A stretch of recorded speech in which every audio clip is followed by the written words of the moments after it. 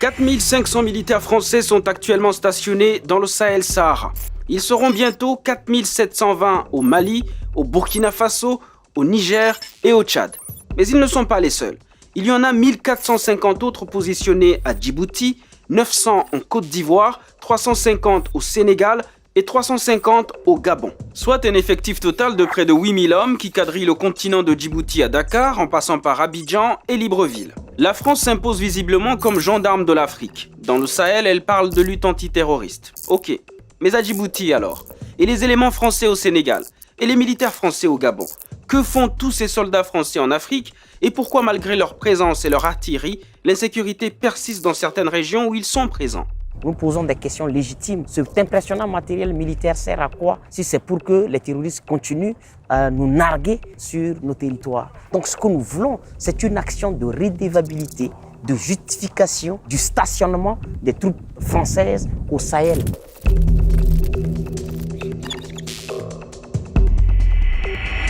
En 2013, la France entrait en guerre au Mali. La situation créée par l'occupation d'un territoire, le Nord Mali, par des groupes terroristes est insupportable, inadmissible, inacceptable. Au départ, l'objectif de la France était simple. Stopper les groupes armés qui contrôlaient déjà le nord et les empêcher de prendre aussi le sud et la capitale, Bamako. Ensuite, aider les pays ouest-africains à lutter contre le terrorisme. Vu que la situation s'était déjà compliquée avec la chute du guide libyen Mouammar Kadhafi, dans laquelle était impliquée la même France. Officiellement, c'était donc une mission antiterroriste. Mais ce que la France ne dit pas, c'est que c'était aussi et surtout pour protéger ses intérêts économiques et stratégiques. Comme c'est souvent le cas dans des pays comme le Gabon, le Sénégal ou Djibouti, où elle est présente depuis des décennies alors qu'il n'y a pas de terrorisme. Quand elle est intervenue avec l'opération précédente Serval au Mali en 2013, il y a un des généraux de l'armée française, le général Desportes, qui expliquait que selon lui, c'était une intervention tout à fait classique dans la mesure où il s'agissait de défendre des intérêts, notamment les intérêts uranifères au Niger voisin, où des prises d'otages avaient eu lieu par les groupes djihadistes implantés au Mali. Et donc, ça perturbait des intérêts importants et ces intérêts risquaient également d'être menacés dans d'autres zones si les prises d'otages se poursuivaient. Et des intérêts, les entreprises françaises en ont beaucoup sur le continent. Parmi les plus importantes et les plus connues, le groupe nucléaire Areva, devenu Orano et qui exploite l'uranium, un minerai qui représente 70% des exportations du Niger. Autre exemple, Total, qui lui tire plus de 30% de sa production pétrolière de l'Afrique. Sans oublier Bolloré, dont la filiale Bolloré Africa Logistics est le leader du transport et de la logistique en Afrique. On y ajouterait également des sociétés comme EDF, Castel, CFAO, BNP, Société Générale, Lafarge, la compagnie fruitière, etc., etc. Le Conseil français des investisseurs en Afrique estime la présence française à environ 1000 établissements et 80 000 collaborateurs, pour un chiffre d'affaires de 40 milliards d'euros. Des intérêts non négligeables, puisqu'ils représentaient en 2011 17% des exportations françaises. Et comme le soulignait clairement le rapport du Sénat français en 2013, l'Afrique est notre avenir. Un avenir possible grâce aux grandes entreprises comme Total, ancienne Elf, qui existent depuis l'époque coloniale. Et pour leur garantir la sécurité dans une région souvent instable, Paris a trouvé une bonne parade. L'armée française a conservé des hommes en Afrique depuis les indépendances pour sauvegarder ses intérêts, qui sont de plusieurs ordres, des intérêts parfois stratégiques, quand il s'agissait notamment de sécuriser l'approvisionnement en pétrole ou en uranium. Avec une dizaine de bases militaires et plusieurs points d'appui sur le continent, la France demeure ainsi le gendarme de l'Afrique. En 30 ans, elle y a mené une cinquantaine d'opérations militaires. De la Centrafrique au Mali, en passant par la Côte d'Ivoire et la Libye, elle dit vouloir rétablir la démocratie, chasser les djihadistes et maintenir la paix avec souvent l'aval des Nations Unies. C'est ce que Raphaël Granvaux appelle l'intérêt de puissance. Il s'agit pour la France de garder son rang, comme disent les hommes politiques, c'est-à-dire de justifier l'attribution d'un poste permanent au Conseil de sécurité des Nations Unies. Et pour mériter le maintien de ce poste, il faut que la France soit capable, selon elle, de continuer à mener une politique expéditionnaire et intervenir dans sa sphère d'influence pour maintenir l'ordre. Et tout cela a évidemment un coût.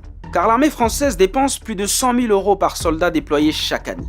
Et d'une manière ou d'une autre, il faut bien payer la note. Et ça c'est vrai dans toutes les interventions militaires françaises, c'est que lorsque la France intervient dans un pays africain, elle tente toujours d'avoir un retour sur investissement, c'est-à-dire de récupérer soit des marchés publics en faisant pression sur les gouvernements, soit des marchés liés à son intervention militaire, etc. Et comme parfois le changement de régime peut menacer directement ses intérêts ou déstabiliser son précaré, il arrive que la France utilise sa présence militaire pour consolider les pouvoirs en place, quitte à massacrer des civils comme à Abidjan en 2004. La France s'est parfois montrée complice des crimes qui étaient commis par les forces armées de ces pays, complicité parfois active, où elle les accompagnait. Et parfois, dans le cas de la Côte d'Ivoire par exemple, la France a été amenée elle-même à commettre des crimes de guerre ou des crimes contre l'humanité, contre des populations civiles. Et c'est toute l'ambiguïté de sa politique, mais qui lui assure du coup un avantage qu'aucune autre puissance n'a sur le continent.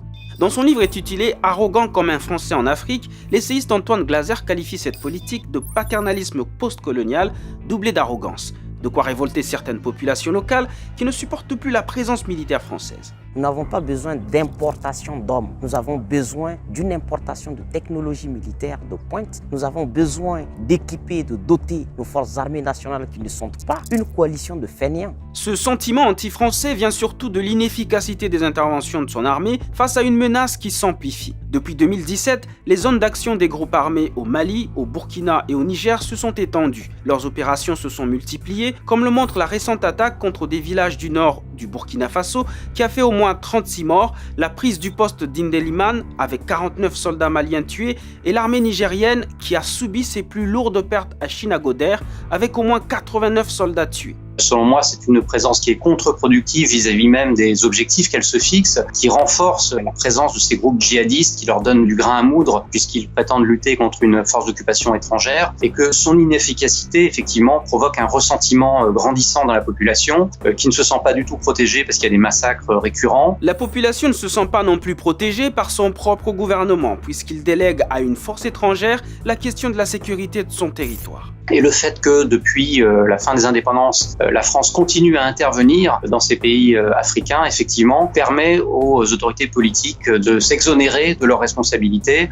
Il y a une volonté parfois délibérée de confier les clés de sa propre sécurité à l'armée française. Et cela arrangerait bien certains présidents africains qui se servent de cette situation, soit pour se maintenir au pouvoir, soit parce qu'ils n'ont pas le courage de dire à la France de partir. Il y a effectivement une sorte de collusion et un partage d'intérêts entre certaines classes politiques africaines et classes politiques françaises, mais qui ne reflètent pas les intérêts ni de la population française ni de la population africaine. L'autre raison avancée par la France et ses alliés africains pour justifier sa présence militaire, c'est la formation des armées nationales ou multilatérales. Mais Raphaël Granevaux constate que cela fait 60 ans que l'armée française est présente en Afrique par le biais de sa coopération militaire, avec pour prétexte de rendre ces armées-là indépendantes. Quand on regarde de près les scénarios d'entraînement, par exemple, de ces armées pour les former, il s'agit toujours en réalité de les maintenir dans une position subalterne. Il s'agit de les former, mais de les former pour qu'ils continuent à intervenir aux côtés de l'armée française qui n'entend pas, en dépit de ce qu'on peut entendre quelquefois,